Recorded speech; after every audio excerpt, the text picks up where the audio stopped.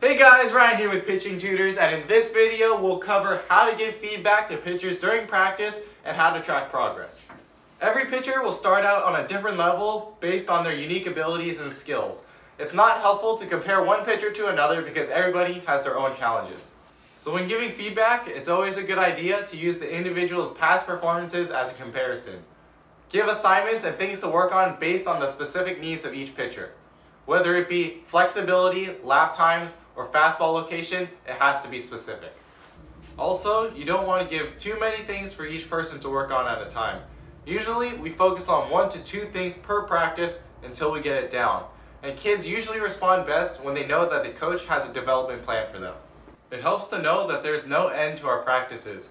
We're always working to improve something no matter how good or bad it is. Much of the feedback will be in the form of information to correct pitching mechanics.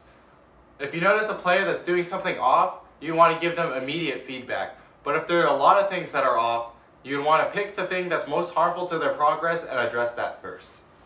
Another way of addressing these issues is starting to make your adjustments from the ground up, starting with the feet, ankles, knees, and hips. There are some things that are a matter of style and may work for some individuals but not others, and then there are things that are universal across all pitchers because they follow certain laws of physics. One example of a style variation is that my fastball comes off of my fingers in a lopsided way so the laces don't have perfect backspin.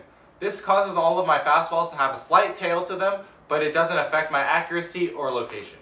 An example of a universal issue is having both feet on the ground as the ball is being released. If a pitcher picks up his back foot before the ball is away, he'll have inconsistent results. It's much easier to have repeatability with a pitch if you have 2 points of contact on the ground during release. Feedback should always be given in a neutral or encouraging manner and not as a criticism of the player's abilities. You should also keep a mental note on what each player is working on so you can check in with them from time to time to see how they feel about their progress. The coaches' and parents' attention and expectations are a very underrated form of motivating kids to keep on working and improving. I don't think a player can be forced to become a better pitcher. They have to want to get better by themselves. We've seen kids who are just playing ball because their parents are forcing them to, and that's not a good situation. Unless there's some buy-in from the players themselves, getting better at pitching just takes too much time and repetition if they're really not into it. And if they're not into it, that's totally okay.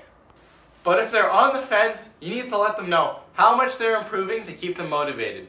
Some things will be self-evident, like their best of 10 drills will be improving, but some things will take a more practiced eye to spot, like how their pitching mechanics are improving, to make everything come together to be more effective and more efficient. Everyone will reach a point where they hit a wall that they just can't seem to get through. For me, it was driving with my back leg. We worked on it for years and it was very frustrating. When I got into game situations, I would get nervous and just forget to do it. So we drilled it again and again, hitting that wall over and over, until one day, after working on it for so long, it just clicked. Now my back leg drive is the biggest weapon that I have on the mound. Just know that everyone will have rough patches where it seems like they're not progressing. Just keep at it. It's a journey. Once you get through one thing, there'll be something else that you need to work on. You just gotta keep on improving. At the end of a hard practice, you can get the person who's struggling the most to huddle up with the group and end with this affirmation. The depth of a man's character is directly proportional to the time he spends in the pursuit of excellence. Tell them that one day they'll all be men and that this is where they'll build their character through hard work and persistence. So if you found this video useful, hit the like button and subscribe and look out for more future content. And I'll see you in the next one.